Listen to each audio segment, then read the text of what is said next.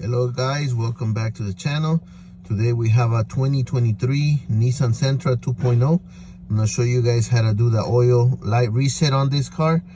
So what you want to do is you want to go to your steering wheel and press the buttons on the left and scroll down all the way to the section that says you can see all the way to the right there to the settings, and then you're going to go down until you get to maintenance, or in this case mantenimiento in Spanish.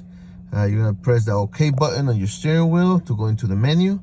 Then you're gonna go down to where it says oil and filter. You're gonna click again.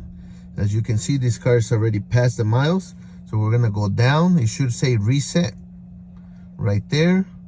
We're gonna click OK, and it's gonna ask you if you're sure whether you want to reset. You're gonna go down and say yes,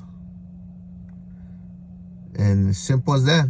You can see it's 0 miles and everything's good to go. So hopefully this video helped you guys. If you did, don't forget to follow and like it for more, and yeah, we'll catch you guys on the next video.